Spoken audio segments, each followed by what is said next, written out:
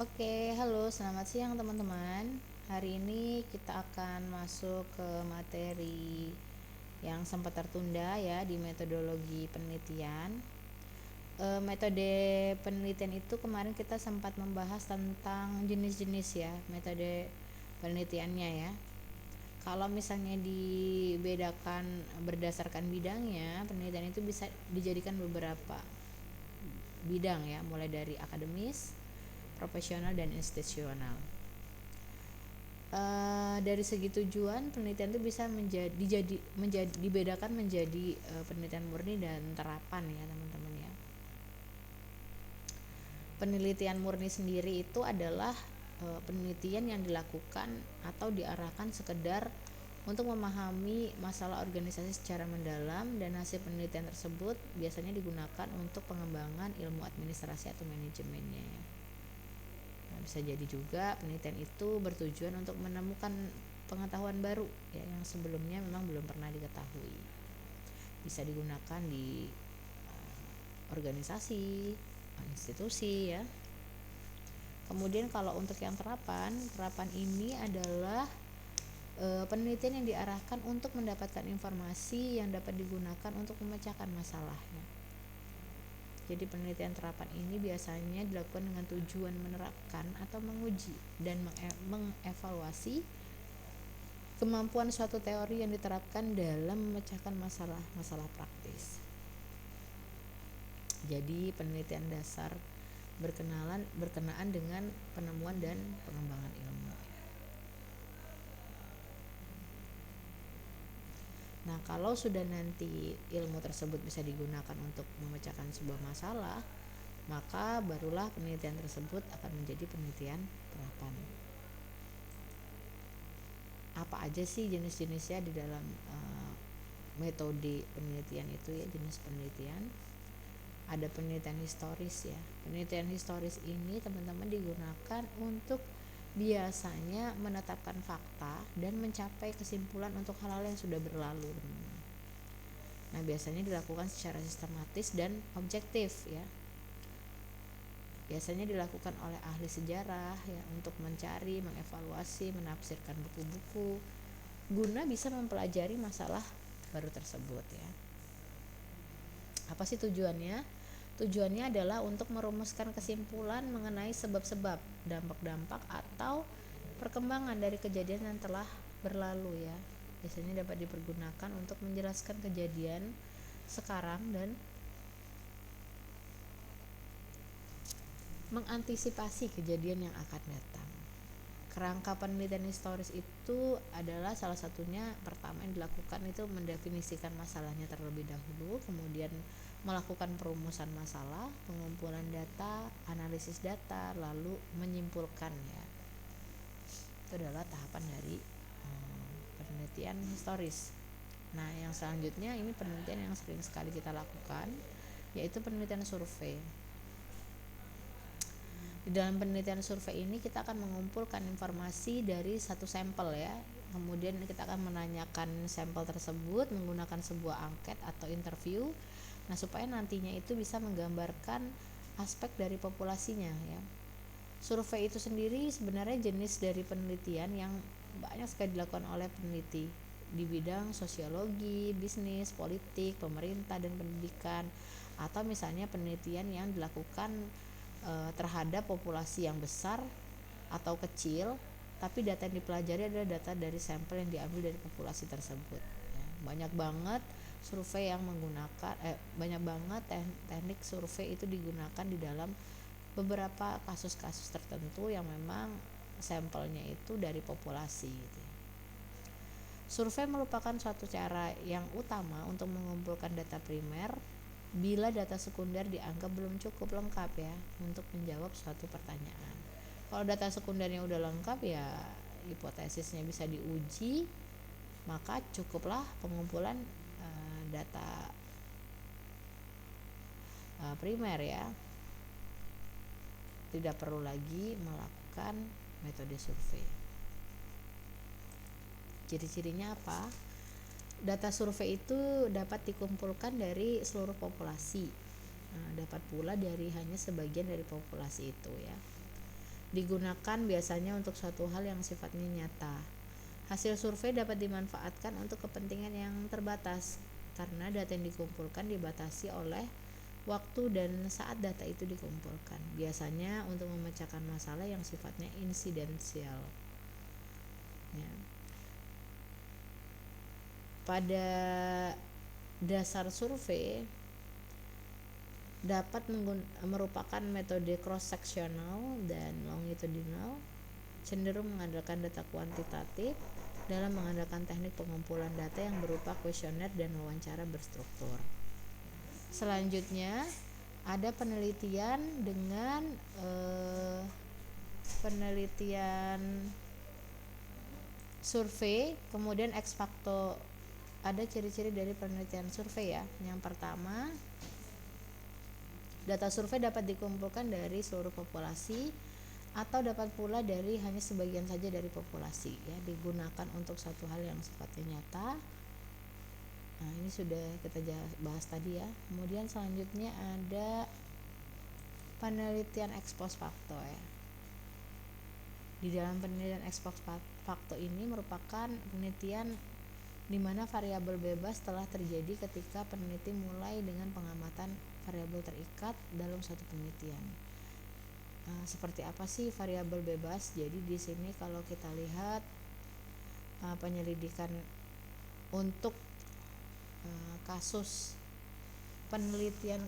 untuk penelitian kausal komparatif atau ex post facto itu adalah penyelidikan empiris yang sistematis di mana ilmuwan itu tidak mengendalikan variabel bebas secara langsung karena eksistensi dari variabel tersebut itu sudah terjadi, sehingga biasanya variabel itu tidak dapat dimanipulasi.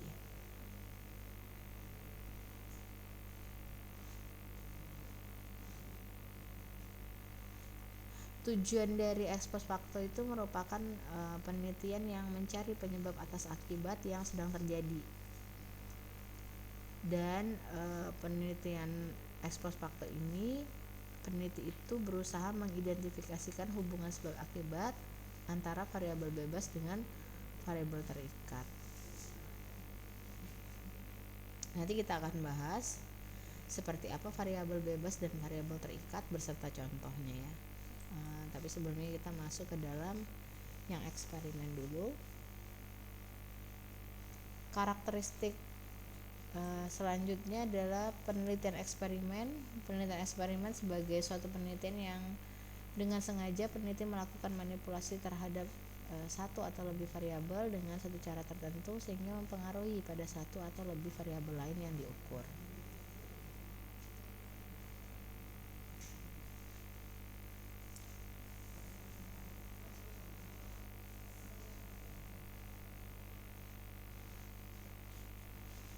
Dalam penelitian eksperimen itu dilakukan manipulasi paling sedikit satu variabel ya, mengontrol variabel lain yang relevan dan mengobservasi efek dan atau pengaruhnya terhadap satu atau lebih variabel terikat. Di dalam suatu penelitian ilmiah, peneliti memanipulasi dan mengontrol satu atau lebih variabel bebas dan melakukan pengamatan terhadap variabel-variabel terikat untuk menemukan variasi yang muncul bersamaan dengan manipulasi terhadap variabel bebas tersebut. Lebih lanjut dijelaskan bahwa variabel yang dimanipulasi tersebut disebut dengan variabel bebas dan variabel yang akan dilihat pengaruhnya disebut variabel terikat. Misalnya contohnya seperti ini. Ketika kita mau melakukan penelitian penilaian di bidang pendidikan, misalnya kita mau melakukan mengisi angket penilaian. Di dalam angket penilaian tersebut kita sudah menentukan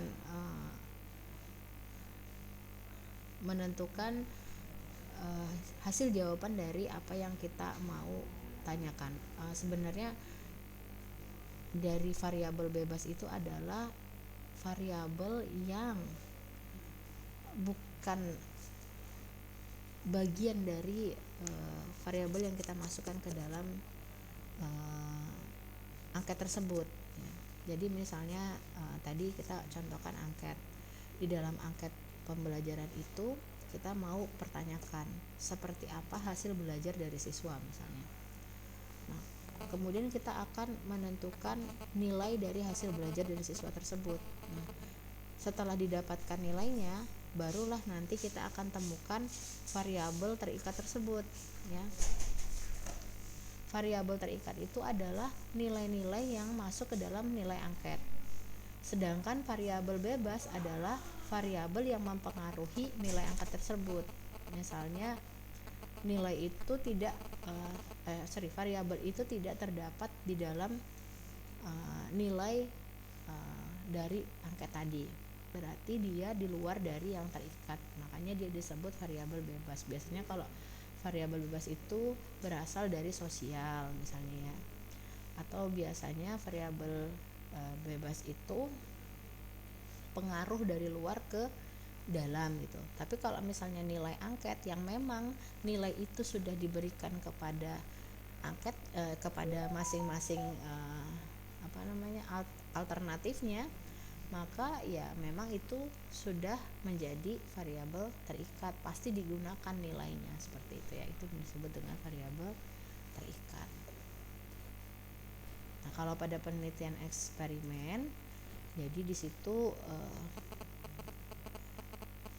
tujuannya adalah meneliti memungkinkan ya sebab akibat satu atau lebih kondisi pada satu atau lebih kelompok eksperimen dan membandingkan hasilnya dengan satu atau lebih kelompok kontrol yang tidak diberikan perlakuan.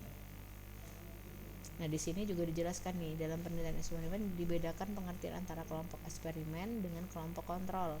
Kelompok eksperimen biasanya diberikan perlakuan berupa variabel bebas ya tadi itu, berarti yang mempengaruhi adalah variabel dari sosialnya, lingkungannya bisa jadi ya, tapi tidak masuk ke dalam variabel yang memang sudah ada terikat pada misalnya tadi contohnya angket ya, harus diisi nilainya. Nah, itu masih masuk ke dalam kategori terikat. Tapi yang mempengaruhi angket tersebut itu masuk ke dalam variabel bebas.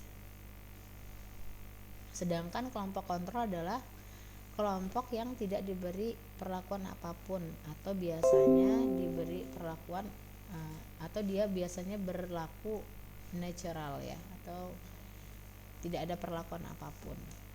Nah, itu tadi yang lebih berkaitan tentang variabel bebas dan variabel terikat.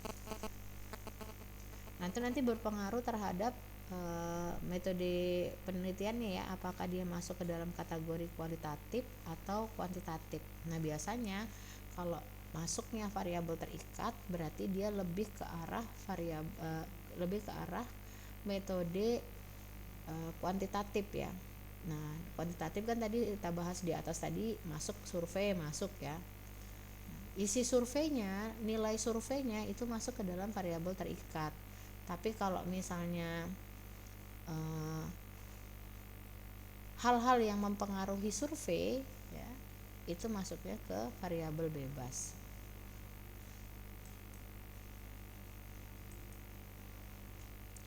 Kemudian ada juga yang namanya penelitian evaluasi atau biasanya disebut dengan evaluatif ya. Jadi penelitian evaluasi itu dilakukan dalam rangka menentukan kebijakan dengan terlebih dahulu mempertimbangkan nilai-nilai positif dan keuntungan suatu program serta mempertimbangkan proses serta teknik yang telah digunakan untuk melakukan suatu penelitian.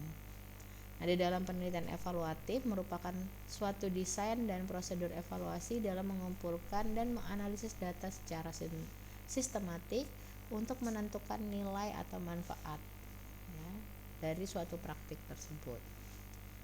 Kesimpulan inilah yang disebut sebagai hasil evaluasi. Jadi penelitian evaluasi itu prinsipnya adalah bagaimana mengambil keputusan dengan membandingkan data atau informasi yang dikumpulkan terhadap kriteria, standar atau tolak ukur yang digunakan sebagai pembanding bagi data yang diperoleh. Berarti kalau misalnya kita melakukan penelitian evaluatif, maka kita harus benar-benar menentukan mana kriterianya, apa saja standar yang digunakan untuk menentukan hasil kriteria, kemudian seperti apa tolak ukur yang digunakan untuk membandingkan data evaluatif itu evaluasi itu sendiri. Langkah-langkah dalam penelitian evaluasi ya, klarifikasi alasan melakukan evaluasi, menjelaskan alasan kenapa harus melakukan evaluasi itu. Kemudian yang kedua, memilih model evaluasinya, itu sangat penting.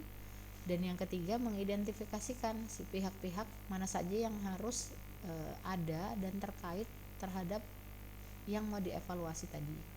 Yang kelima, penentuan komponen yang akan dievaluasi. Yang kelima, mengidentifikasikan pertanyaan-pertanyaan yang terdapat dalam evaluasi. Yang keenam, menyusun desain evaluasi dan jadwal kegiatan. Yang ketujuh, mengumpulkan dan analisis data. Serta yang ke-8, pelaporan hasil evaluasi.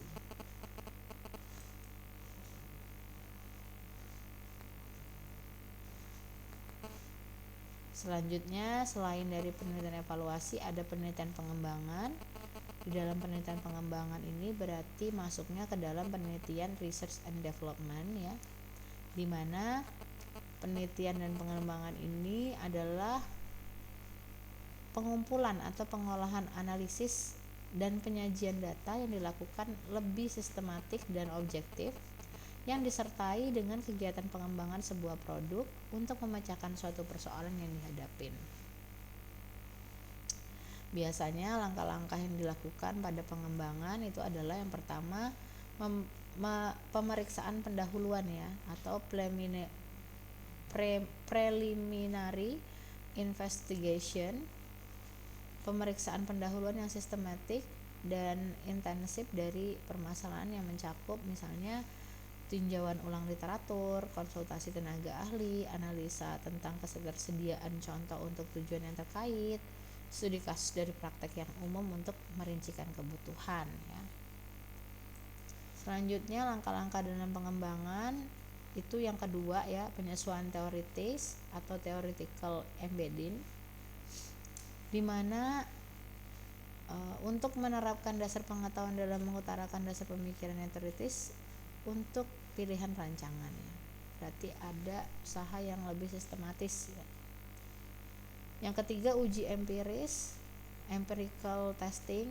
Jadi bukti empiris yang jelas menunjukkan tentang kepraktisan dan efektivitas dari intervensi. Yang keempat, proses dan hasil dokumentasi, analisa dan refleksi, atau bisa disebut dengan documentation, analysis, and reflection on process and outcome. Implementasi dan hasil untuk berperan pada spesifikasi dan perluasan metodologi rancangan dan pengembangan penelitian. Nah, selanjutnya selain ada pengembangan juga ada tindakan atau biasa disebut dengan action research ya. Action research ini adalah kegiatan atau tindakan perbaikan yang berasal dari perencanaan, pelaksanaan, dan evaluasi. Digarap secara sistematik sehingga validitas dan reliabilitasnya itu mencapai tingkat riset. Nah, nilai validitas itu adalah nilai dari sampel teman-teman. Jadi misalnya apakah sebuah penelitian itu dikatakan valid ketika dia berada di bawah 50% dari nilai valid yang sesungguhnya. Misalnya nih, saya ngambil penelitian dengan metode survei ya. Ketika saya mengambil penelitian metode survei, maka saya meneliti satu penelitian dengan responden 20 orang dibanding responden 100 orang, maka tingkat validitasnya itu juga akan berbeda teman-teman. Tingkat validitas itu akan menunjukkan seberapa valid penelitian yang kita lakukan menggunakan perhitungan dari validitasnya itu. Kalau di atas 50% dengan jumlah responden 100, maka itu bisa dikatakan valid karena responden itu akan menunjukkan bahwa semakin banyak orang yang menjawab ya, maka semakin banyak orang yang mengetahui, atau semakin banyak pendapat yang diberikan gitu ya, sehingga nilai validitasnya bisa di atas rata-rata. Sedangkan reliabilitas ini juga sambungan dari validitas untuk menentukan apakah penelitian itu layak atau tidak gitu ya.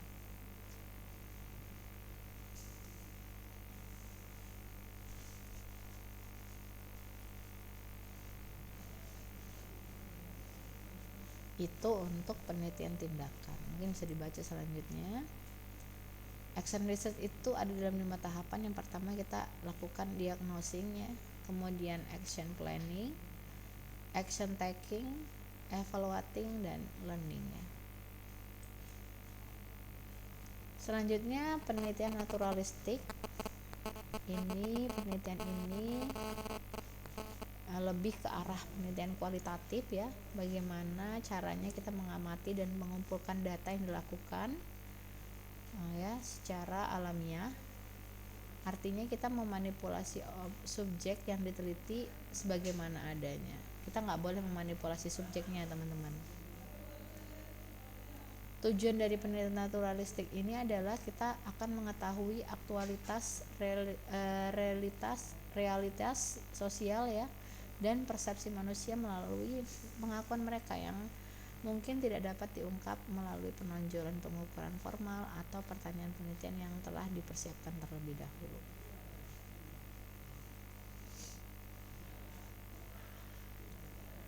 Selanjutnya ada penelitian kebijakan. Nah, kebijakan ini adalah penelitian yang dilakukan untuk kepentingan pengambilan kebijakan ya. Ini ada menurut Mizek ini, penelitian kebijakan itu sebagai proses penyelenggaraan penelitian untuk mendukung kebijakan atau analisis terhadap masalah-masalah sosial yang bersifat fundamental secara teratur, untuk membantu mengambil kebijakan, memecahkan dengan jalan menyediakan rekomendasi yang berorientasi pada tindakan atau tingkah laku praktik. Karakteristik dari penelitian kebijakan itu adalah, pertama, fokus penelitian bersifat multidimensional atau banyak dimensi. Yang kedua, orientasi penelitiannya sifatnya empiris induktif.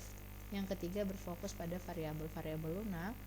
Yang keempat, berorientasi pada pemakaian hasil studi. Jadi dengan mempelajari banyaknya model penelitian ini, kita tentunya bisa mulai mengetahui ya, ketika kita melakukan penelitian itu termasuk ke dalam penelitian yang seperti apa.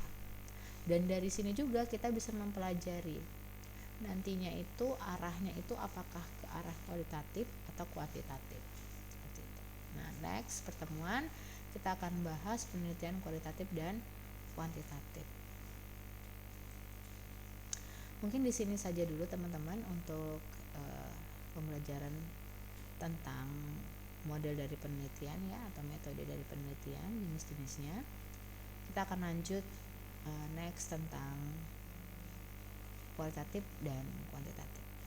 Saya akhiri. Assalamualaikum warahmatullahi wabarakatuh.